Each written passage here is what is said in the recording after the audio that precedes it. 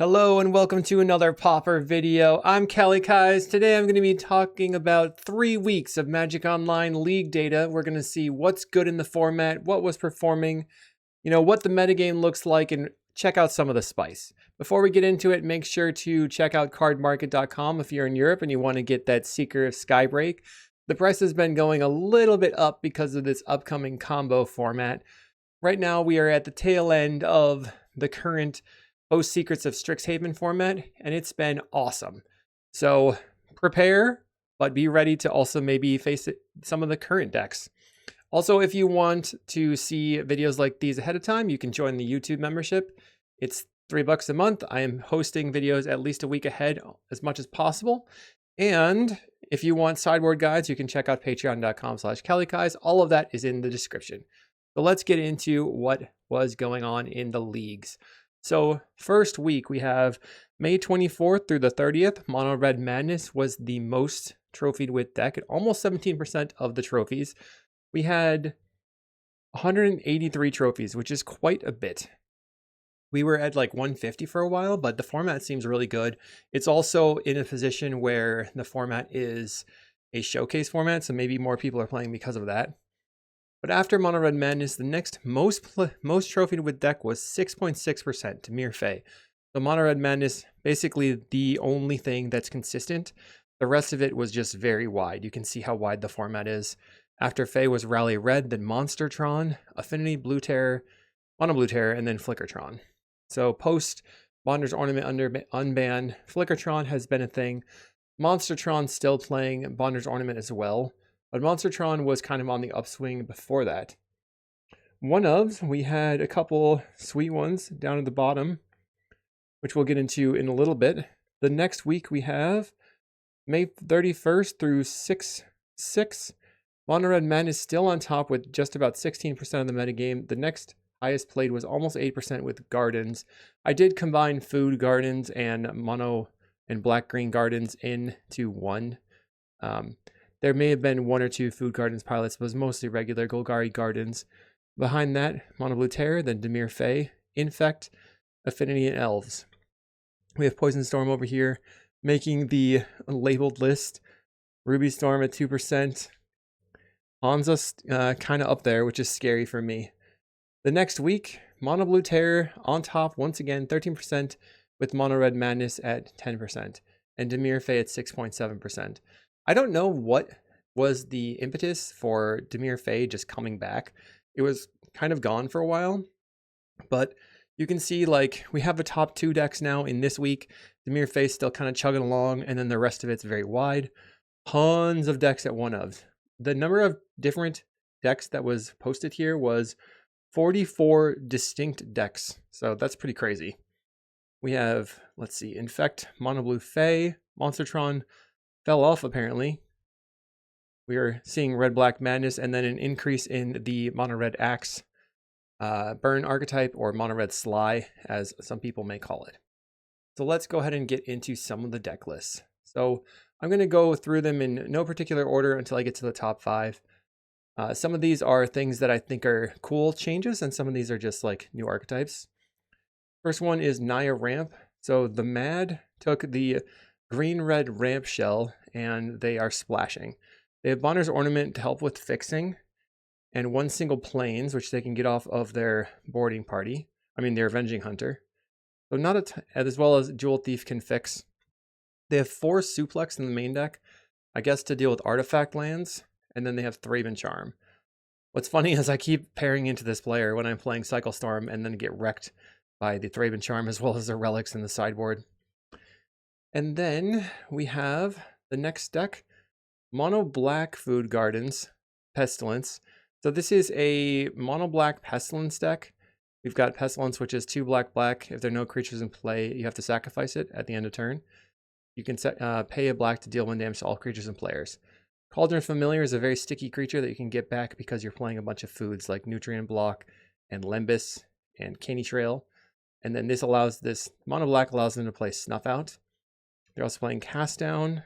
No, not really any other removal spells, I guess because you have the Pestilence. A bunch of card draw, though. I don't know if going with no black in the deck helps versus something like the mono red Madness, whereas green black Gardens has Weatherstorm and Pulse Marasa. Moving up, we have a mono red Goblins by Gui Gabo. This pilot has only played Goblins ever. I've never seen them trophy with anything that was not Goblins. But here they have, of course, Goblins. Blast Runner is a card that was played in Kuldotha. We have Goblin Sledder. This can turn your Goblins into Pump. Mog Raider, okay. 10 Street Dodger. Makes it basically get unblockable so that they can pump it with their Sledder. The Sparksmith to give yourself some reach, killing creatures. Goblin Grenade and Lightning Bolt. Highway Robberies and New Inclusion. And then they have Searing Blades to clear the way, which is kind of sweet. The next deck is Demir Control. So L992, I know that they like to play Turbo Fog, I'm pretty sure. And this is a similar variant of the deck. You know, we're basically playing Mystical Teachings, but no Mystical Teachings. Your win condition is Troll of Khazad-dûm as a 2/of, or decking your opponent, because you can recur spells into your deck with Devious Cover-Up or Campfire, and then you just kill everything. Innocent Blood, a card I haven't seen before, Wretched Banquet, destroy target creature if it has the least power, and you're not playing any creatures, so what do you care? Except for, I guess, the one of Unfathomable Truths, which I still can't say. Let's see, Cast Down, Go for the Throat. They have a Capsize lock. That's pretty sweet.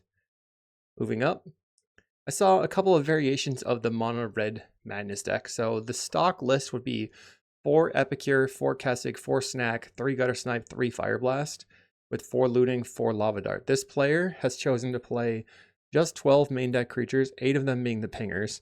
They went down on Faithless Looting and Lava Dart to add 2 Abandon attachments.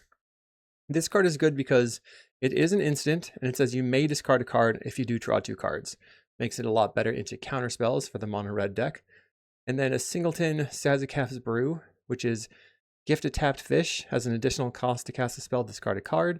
And if you gift the fish, so if you give them the Fish of Death and they're playing Spy and they deck themselves, you can force them to draw and win the game with the Fish of Death. That's pretty fun. I love that card.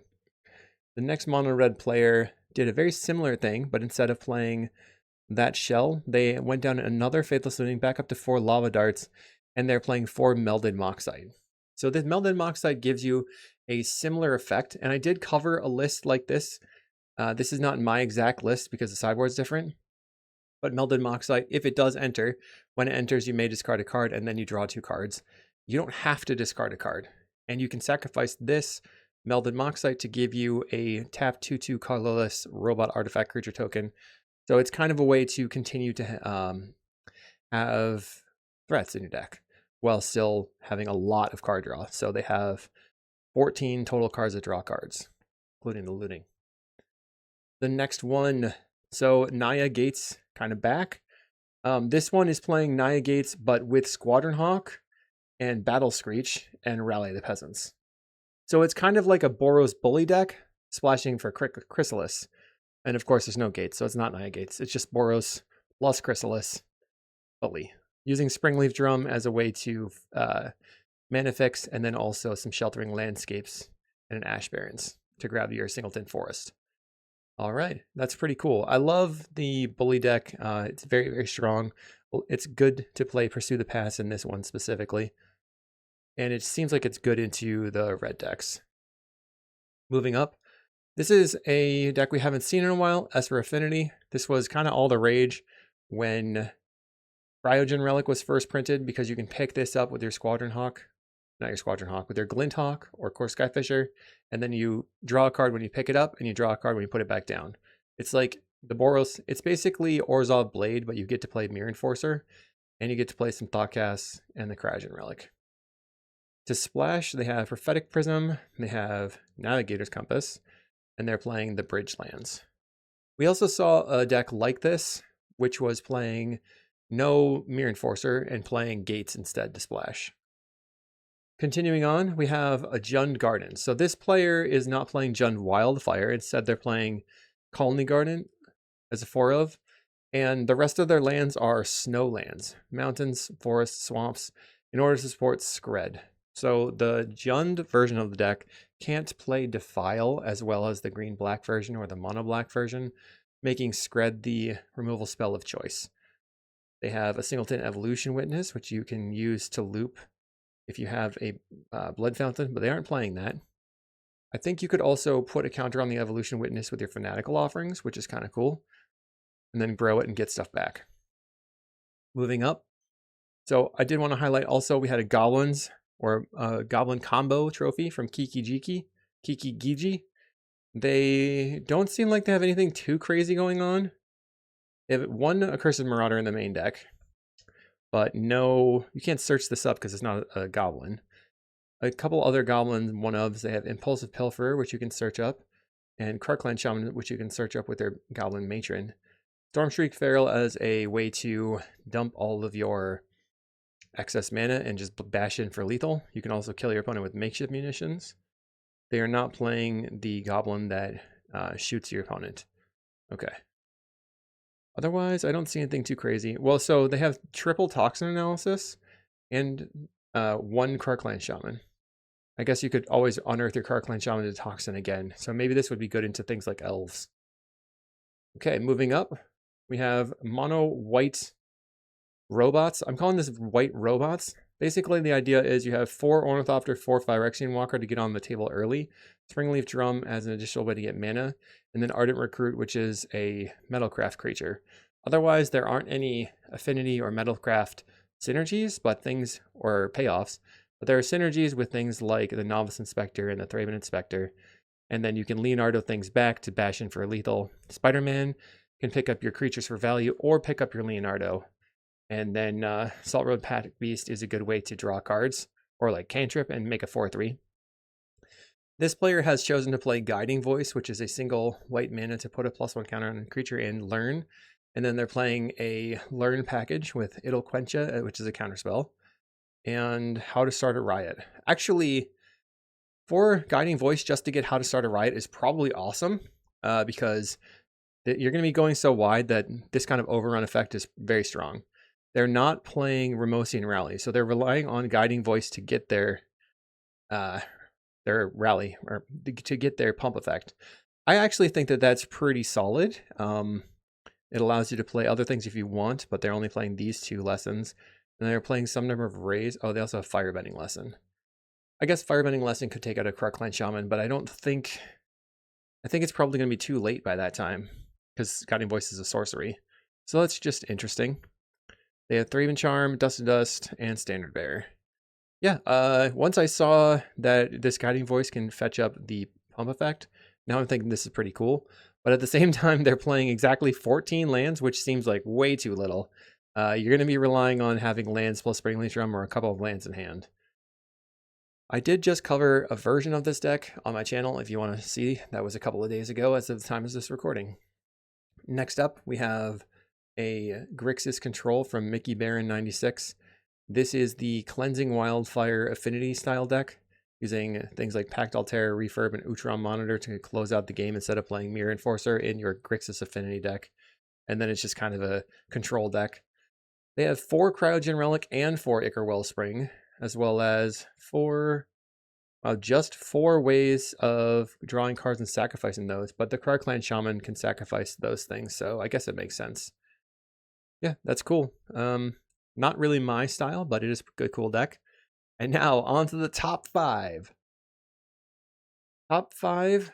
In 5th place, we have Dimir Terror from Nulian, except the only thing that it is Tolarian Terror as a 4/of.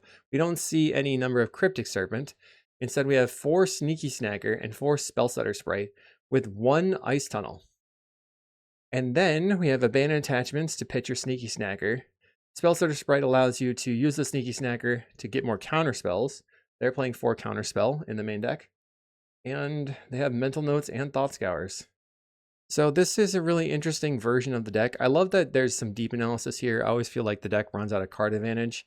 And then they have Demon Fear as interaction. So 3 Pierce, 4 Counterspell, 4 Spellstutter Sprite. That gives you 11 counterspells. 2 Sleep and 2 Deem, so 4 interactive spells. And then extra deep analysis. In the sideboard, some Annul. Looks like 6 Hydroblast effects, some Dispels, and then some Gut Shots. Nice. In 4th place, I really wanted this one to be 3rd place, but, you know, This I am going to call Fireball Tron. So Avis D, they're a pilot that plays a lot of really sweet Tron archetypes. Here, this is a life gain Fireball Tron.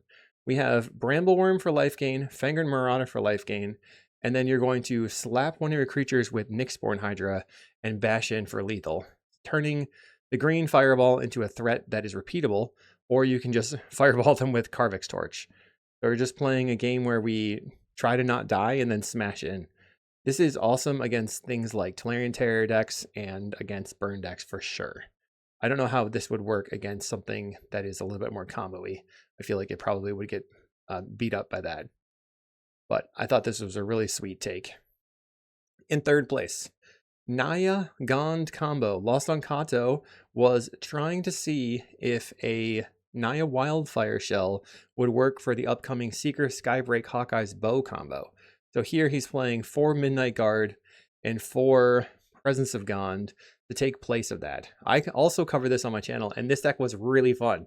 So I'm hoping to try out this kind of combo for the upcoming card. I think it might not work quite as well because you can't use the prismatic strands in the same way, but we'll have to see if that will work. Definitely check that one out. This deck is cool. The thing that I really liked about this deck was that we have 8 ways to go to 4 mana on turn 3, using Cleansing Wildfire on turn 2, or Malevolent Rumble on turn 2, which gives you a Scion, or a Spawn, which allows you to play out your Writhing Chrysalis on turn 4, or turn 3. In second place, Azorius Fairies.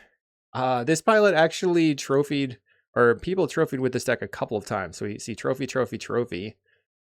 Azorius Fae, wow. So they are playing Novice Inspector, Thraben Inspector. They're picking things up with Moon Circuit Hacker or Core Skyfisher. They've got their Spellsetter Sprite. Counterspell. Their spells are mostly 4 ofs. Counterspell, Thraben Charm, of One Mind, and some Lorien Revealed. Surveillance Cam is a kind of a weird one to put in the deck, but I guess it helps you get through with your ninjas. And they have Journey to Nowhere, so they have 8 removal spells as well. Very interesting. I have not played this deck, and I have not faced it, but it looks pretty sweet. In the number 1 spot, Mono Black Control, Frabarza. They were able to trophy playing Dauthi Slayer in 2026. Amazing. So this deck is Mono Black Devotion, Mono Black Control. You're looking to put a lot of black pips on the table, like Kumbaj Witches, Dauthi Slayer, and then make your Gray Merchant of Asphodel a fireball as well, getting your opponent to lose life and you gain life. Let's see. They are playing Oubliette and Pestilence. They're not playing the 1 and a black Ichor Wellspring card. They're playing Defile. Troll Exhume. Okay. Troll of Khazad-dûm plus Exhume. That's a good combo. They have Extracted Confession. That can get rid of things like Writhing Chrysalis or Bogle's cards or Terrors. They have Sign in Blood, some Snuff Out, some Spinning Darkness. So 6 free removal spells, 4 that you pay for. And then I guess 6 that you pay for and 6 that are free, plus these cards. So if you are a fan of Mono Black Control, worry not, it is still viable. I hope that you enjoyed this run through the leagues. I didn't have time to check out the challenges this week. We'll be back to that in the upcoming videos. We're looking to see how the format will change post the Seeker Skybreak. One thing I didn't note that I was thinking Azorius Fae might be spicier than Mono Black Control, but check out the sideboard, 14 cards. Because the pilot did not require the full 75, that bumped them up in my book. Let me know what you thought about the decks. Hopefully you enjoyed the video, and I'll see you next time.